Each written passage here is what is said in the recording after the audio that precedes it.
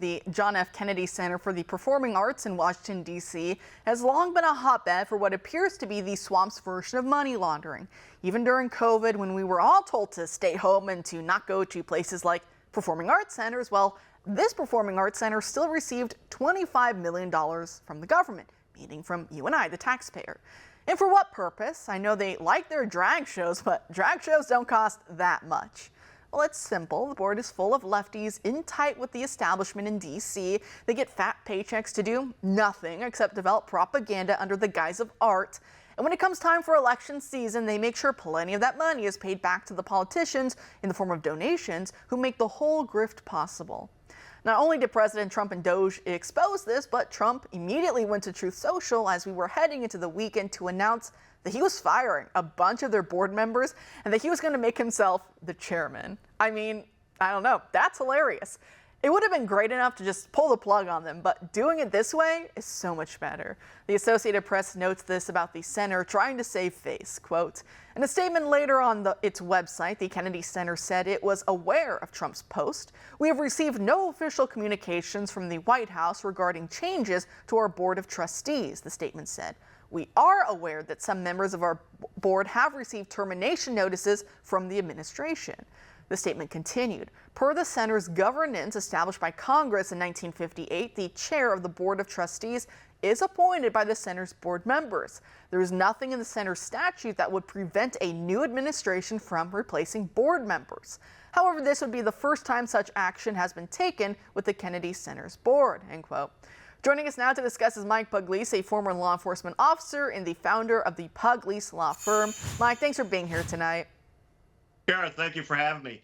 Yeah, the boss has arrived. President Trump is taking on this leftist agenda, woke agenda, and he's doing exactly what he told his constituency, which is the popular vote, that he is going to uphold his promises and end this woke agenda stuff. No, and you're right. In that statement that the Kennedy Center said, they said that he's well within his power. He can do this. He can remove us. It's never been done, but he can do this.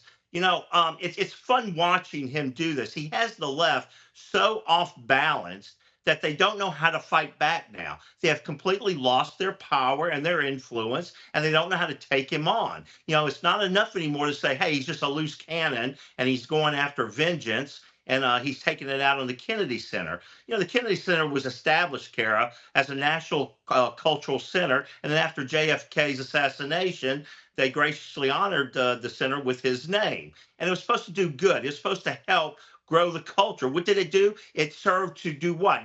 Somehow demonize and change culture to the effect of somewhat brainwashing children with these drag shows that you see. And that was their agenda, to use it from a leftist establishment socialist agenda to take over our children and to brainwash them with these silly drag shows and not stop there and use our tax money, steal our tax money and use this for their own propaganda reasons. And Trump says, no, you're not going to do this.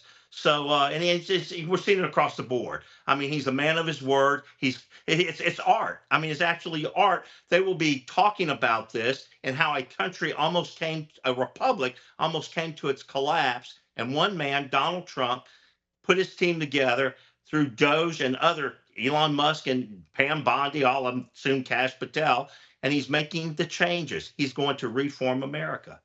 That he is, and you know, that's the thing, right? It's just how Republicans, as we've been talking about for weeks now, we're just such controlled opposition. You know, any Republican who was in a position of power, who would have even talked about the Kennedy Arts Center, even though it's just a giant grift on the one hand, millions of our taxpayer dollars going there, and it's not going to what we would like it to go towards, right? Like I was saying earlier, with all these massive salaries, and then for them to put on drag shows and to say, yeah, when you and your family visit D.C., come see the Kennedy Center of Performing Arts, and what, bring your kids to drag shows? Funded by the taxpayer dollar, by the government? No, but that's actually very important. No other Republican would touch something like that. And not only is President Trump going after it, but I think it's hilarious, firing and replacing the board members, having them vote him as chair. Again, he's doing it in a funny way as well. That's why I'm like, he's a politician we've never seen before, desperately needed at this time, and it's just, it's making the whole cleaning up DC, it's making it fun to watch as well.